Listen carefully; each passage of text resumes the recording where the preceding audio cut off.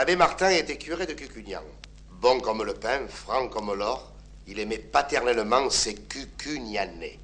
Pour lui, son Cucugnan aurait été le paradis sur terre, si les Cucugnanais lui avaient donné un peu plus de satisfaction. Mais hélas, les araignées filaient dans son confessionnal. Et le beau jour de Pâques, les hosties restaient au fond de son saint ciboire. Le bon prêtre en avait le cœur meurtri. Et toujours il demandait à Dieu la grâce de ne pas mourir avant d'avoir ramené au bercail son troupeau dispersé. Or, vous allez voir que Dieu l'entendit. Un dimanche, après l'évangile, M. Martin est monté en chair. « Mes frères, dit-il, vous me croirez si vous voulez, l'autre nuit, je me suis trouvé, moi, misérable pécheur, à la porte du paradis. Je frappais, Saint-Pierre m'ouvrit. Tiens, c'est vous, mon brave monsieur Martin, me fit-il. Quel bon vent. Et qu'y a-t-il pour votre service? Bon Saint-Pierre, vous qui tenez le grand livre et la clé, pourriez-vous me dire, si je ne suis pas trop curieux, combien vous avez de Cucugnanais en paradis? Mais je n'ai rien à vous refuser, monsieur Martin. Asseyez-vous, nous allons voir la chose ensemble. Et Saint-Pierre prit son gros livre, l'ouvrit, mit ses besicles. Voyons un peu. Cucugnan, disons-nous. Cucugnan, nous y sommes. Cucugnan. Mon brave monsieur Martin, la page est toute blanche. Pas une âme. Pas plus de Cucugnanais que d'arêtes dans une dinde. Comment? Personne de Cucugnan ici? Personne? Ce n'est pas possible. Regardez mieux.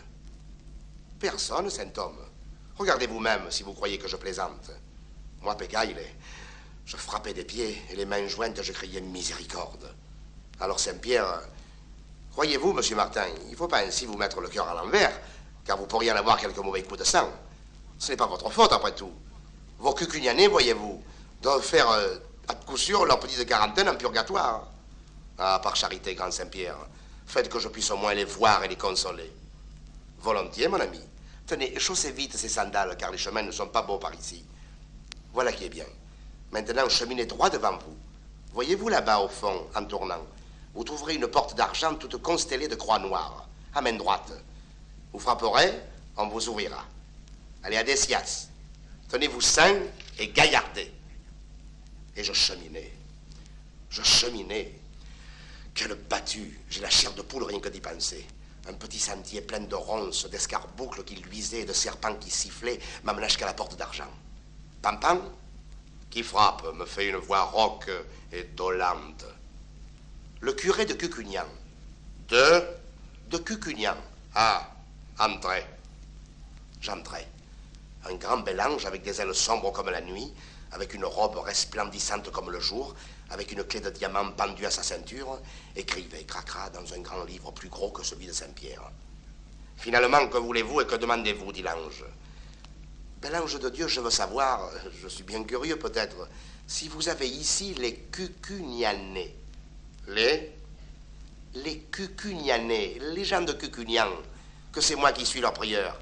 Ah, l'abbé Martin, n'est-ce pas? Pour vous servir, monsieur l'ange. Vous dites donc Cucugnan. Et l'ange ouvrit et feuilleta son grand livre, mouillant son doigt de salive pour que le feuillet glisse mieux. Cucugnan, dit-il en poussant un long soupir. Monsieur Martin, nous avons en purgatoire personne de Cucugnan.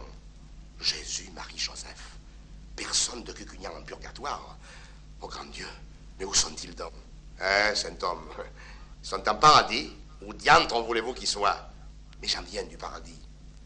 Vous en venez? Eh bien, ils n'y sont pas. Oh, bonne mère des anges. Que voulez-vous, monsieur le curé? S'ils ne sont ni en paradis ni en purgatoire, il n'y a pas de milieu. Ils sont... Sainte Croix, Jésus, fils de David, aïe, aïe, aïe.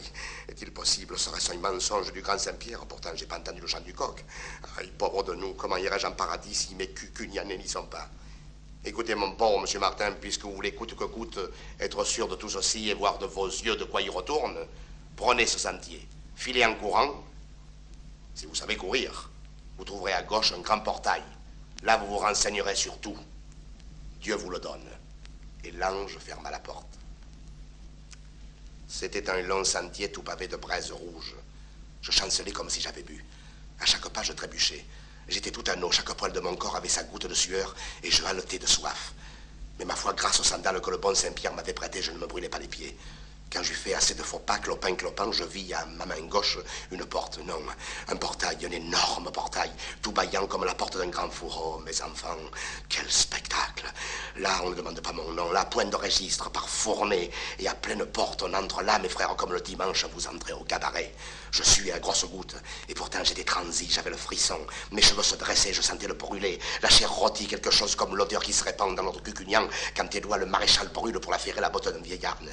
Je perdais haleine dans cet air puant et embrasé. J'entendais une clameur horrible, des gémissements, des hurlements et des jurements.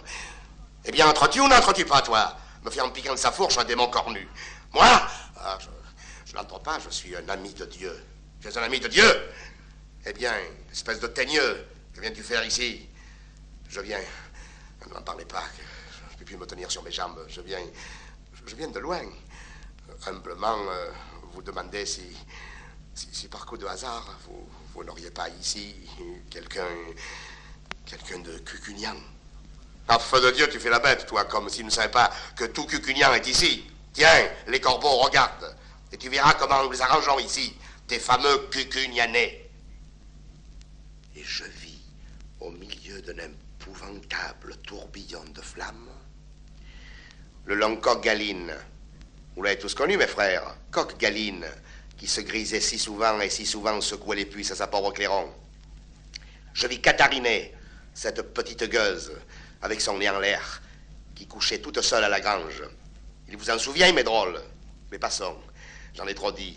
Je vis Pascal, doigt de paix, qui faisait son huile avec les olives de monsieur Julien. Je vis Babet la glaneuse, qui en glanant, pour avoir plus vite noué sa gerbe, puisait à poignée au gerbier. Je vis maître Grapasi, qui huilait si bien la roue de sa brouette. Et Dauphine, qui vendait si cher l'eau de son puits. Et le tortillard, qui, lorsqu'il me rencontrait portant le bon Dieu, filait son chemin, la barrette sur la tête et la pipe au bec, et fier comme Artaban, comme s'il avait rencontré un chien. Et Coulot avec sa zette, et Jacques, et Pierre, et Tony. Ému, blême de peur, l'auditoire gémit en voyant dans l'enfer tout ouvert qui son père et qui sa mère, qui sa grand-mère et qui sa sœur. Vous sentez bien, mes frères? Vous sentez bien que ceci ne peut pas durer? J'ai charge d'âme. Et je vais vous sauver de l'abîme où vous êtes tous en train de rouler tête première. Demain, je me mets à l'ouvrage. Pas plus tard que demain. Et l'ouvrage ne manquera pas. Voici comment je m'y prendrai. Pour que tout se fasse bien, il faut tout faire avec ordre. Nous irons rang par rang, comme à Jonquière quand on danse. Demain lundi, je confesserai les vieux et les vieilles. Ce n'est rien. Mardi, les enfants. J'aurai bientôt fait. Mercredi, les garçons et les filles. Cela pourrait être long. Jeudi, les hommes. Nous couperons court. Vendredi, les femmes. Je dirais pas d'histoire. Samedi, le meunier. Ce n'est pas trop d'un jour pour lui tout seul. Et si dimanche nous avons fini, nous serons bien heureux.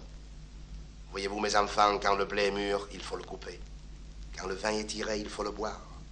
Voilà, assez de linge sale. Il s'agit de le laver et de le bien laver. C'est la grâce que je vous souhaite. Amen. Ce qui fut dit fut fait. On coula la lessive. Depuis ce dimanche mémorable, le parfum des vertus de Cucugnan se respire à 10 lieues alentour. Et le bon pasteur, M. Martin, heureux et plein d'allégresse, a rêvé l'autre nuit que, suivi de tout son troupeau, il gravissait en resplendissante procession au milieu des cierges allumés d'un nuage d'encens qui embaumait et des enfants de chœur qui chantaient Te Deum, le chemin éclairé de la cité de Dieu. Et voilà l'histoire du curé de Cucugnan, tel que m'a ordonné de vous le dire ce grand gueusard de Roumanie qui la tenait lui-même de notre bon compagnon.